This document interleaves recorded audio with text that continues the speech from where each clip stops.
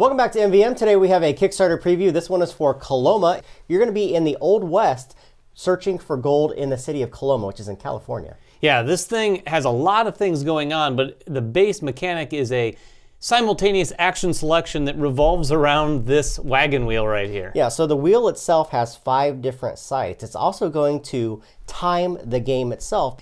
Each full revolution around that wheel is a round, and you're going to do that 3 times through the course of the game. The whole game revolves around that. However, there's different ancillary things that you're going to be doing in the game. All right, so the first thing we're going to talk about are the components. Now, as we say with any of these Kickstarters, this is a prototype, so make sure you guys check the Kickstarter page for the final components. However, this is a very good looking game. Yeah. You have the town of Coloma itself, and in the center you're going to see the wheel. This wheel actually spins with this barker here. Each of these different areas consists of one of the different sites. Each of these sites has a number of different actions that you can take in it, including things that allow you to move around the board and the map and be able to collect like rivers and bridges through the course of the game. Yeah, it should be noted too, also there is this really cool extra layer to the wheel that is sort of a bust section. And that's going to happen when more than one player goes to a certain location. That's going to bust, so you're not going to get as powerful of an action when that happens. Also, across the board, you have the map of Coloma and all the different surrounding areas. You have the bridges and the rivers, which are going to be actually built onto your player board. You have the gold supply. This gold supply is going to dwindle and set the economy through the course of the round. Also down here, you have the shootout location that's going to refer to this shootout. It's very cool. At the end of each one of the rounds, you have to compete with the outlaws who are coming into town as well. Yeah, and that's kind of almost a cooperative thing, but you're trying to have the best place there. So you all have to overcome the number of outlaws that are there, but you want to have the most of your guys there too. Each part is going to come with a player board. This player board is broken into a number of different sections. On the left-hand side, you're going to have 16 cards. Everyone has the same 16 cards. This is going to represent your town cards, or the buildings that you're allowed to build through the course of the game. Across the top of your player board, this is where you're going to build your rivers and also your bridges. You also have a graveyard. If you can't compete well in the shootout, some of your guys are going to die and give you negative victory points. You have your lodge. This is going to house all of your gold, your animals, your tents, your dudes, which is actually called within the game. And then you have your shovels and your wheelbarrows, and we'll explain that in a moment when we start talking about the gameplay. Yeah, and the final component that we have, and this is a really cool one, is your own little personal wagon wheel that sort of represents the same one on the board.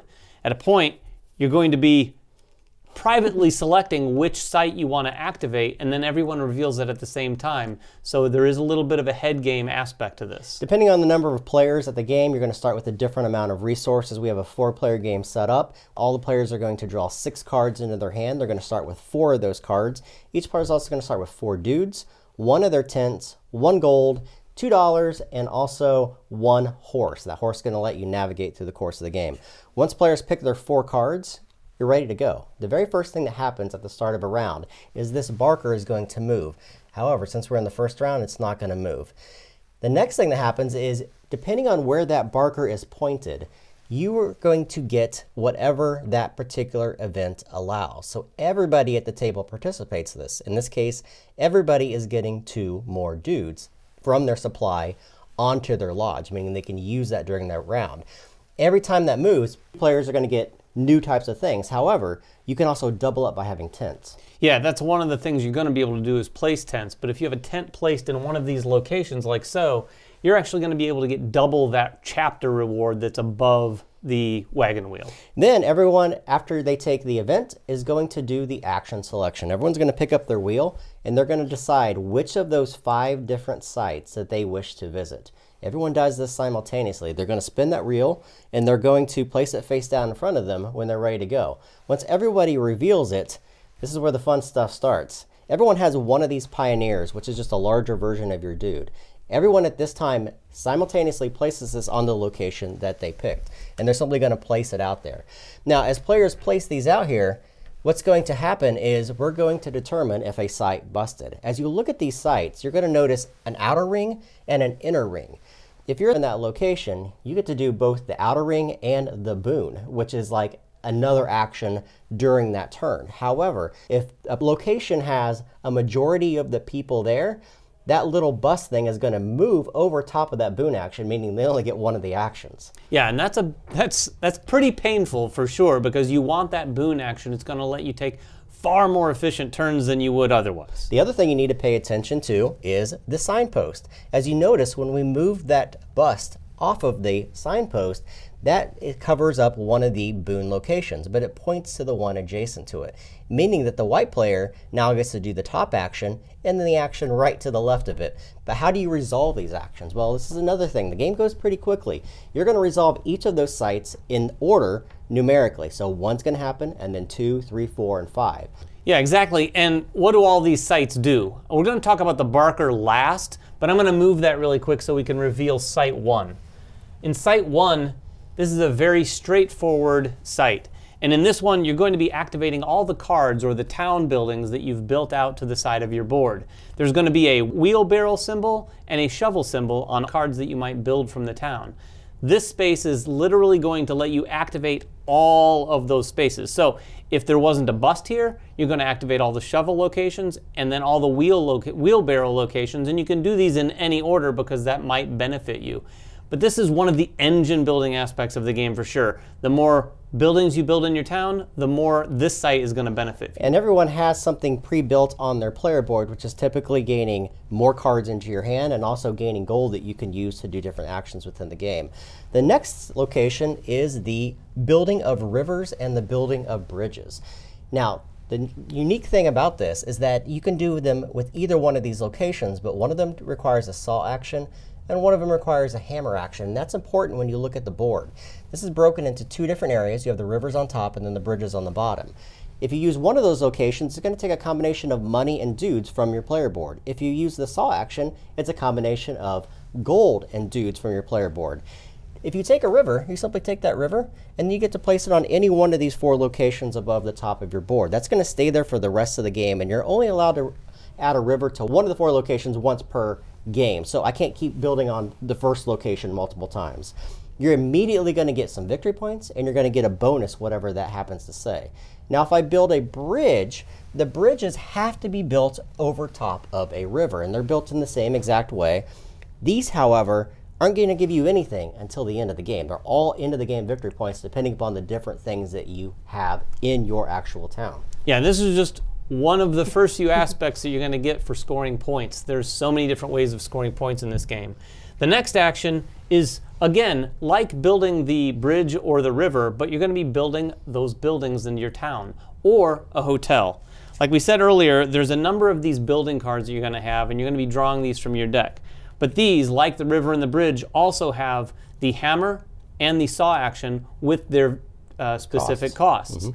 These cards are going to do a variety of different things. Again, a lot of them are going to trigger off of, for instance, the shovel and the wheelbarrow. But you'll see little icons down here as well that signify that those might trigger when you take other site actions. So again, the engine building aspect of playing these cards out to the side of your board is really significant. When you go here, you're going to be able to build either one of these building cards or one of these hotel cards. And these hotel cards are a little unique. These are going to be end of game scoring as well as scoring when you build them, as are all of the building cards.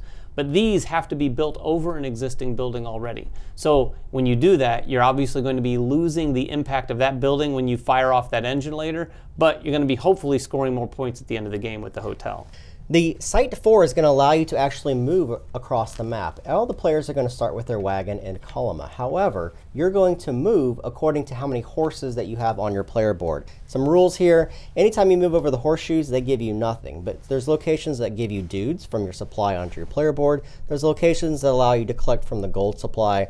And there's other larger cities that allow you to, when you stop in them, to either collect dudes or possible barrels or tents, and we'll explain what those do in a moment. Both of these actions do the exact same thing, so you just have the opportunity to double up on movement. The last location is multi-purpose. We'll talk about the boon first because that's the easiest to explain. You're simply going to take one of your tents from the supply and then place it into your lodge. That gives you access to place that tent in one of 2 locations. The top part allows you to participate in the shootout at the end of the entire 5 chapters and also to place one of your tents. I'll talk about placing the tents, I'll let you talk about the shootouts. When you place a tent, you have two options. One option is to place it from your player board into one of these outer event locations. Again, those are going to let you double up on those locations when that site is moved to. You can only have one of them in a location, so I can't double up within the same location. The other option is to be able to go out to the map. Wherever you have your wagon, you can place one of your tents in an adjacent location. And you notice there's 5 different colored regions, not including Coloma. At the end of the game, you get victory points depending upon how many of those areas that you have your tents in. So when you place your dudes at the shootout, they become gunmen for you. And if you look up here at the top of the board, there are 5 different locations where you can put your gunmen. 1, 2, 3, 4, and 5. When you choose one of these locations, you have to put that many dudes. So if I don't have 5 dudes in my supply, I cannot go at this location right here.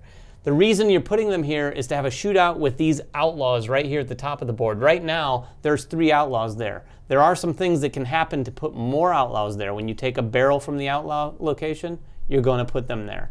So at the end of that, you're going to have a shootout. This action lets you put some guys in there so that you can hopefully score some of those points. Talking a little bit more about the barrels, if you do choose the location that the barker is over top of, in this case, if 2 is covered and has the barker over top of it, you have the opportunity now to do the barker.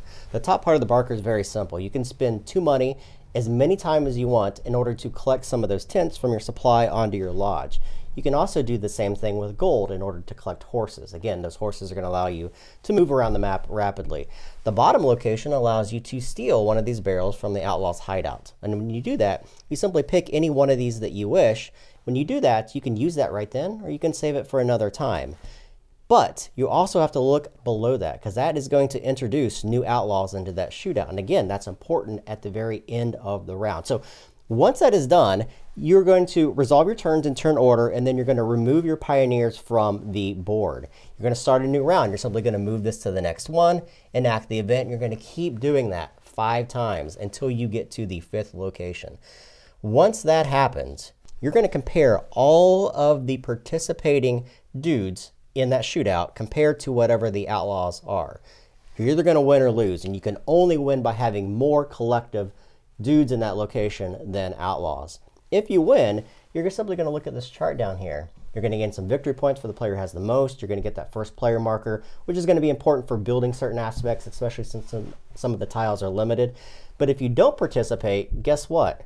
You're actually going to send some of your dudes from the supply to your own personal graveyard, which are all end of the game negative victory points for you. Yeah, there's a number of spaces on your player board in your graveyard, so if you don't participate, you're going to lose some dudes. And on the other side, if you lose, you're going to lose even more.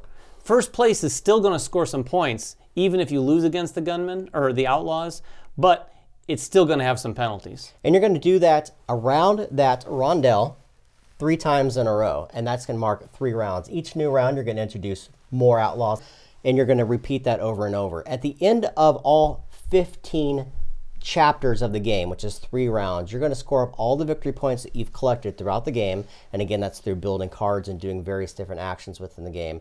You also have 3 ways to score in-game victory points. The first one, of course, we already mentioned, was the hotels. All the dudes that you have that are sitting in your lodge by the end of the game, you're going to multiply that by the hotel. And you get 1 point for every single one, and you have a maximum here that you can score. But if you have multiple hotels, you can do that multiple times, even with the same dudes that are in your lodge.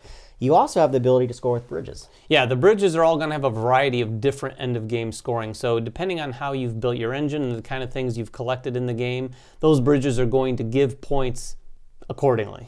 And the final thing you're going to do is you're going to score for all your tents in the regions. Again, you're going to look at the chart here. If you're on all 5 of the different regions, you're going to score 21 points. You're going to take out all the points that you have for dudes in your graveyard, and that's going to be the end of the game. So this is a very cool action selection game. This game shares a lot of synergy of doing one thing and that leads to something else, especially with the buildings that you build.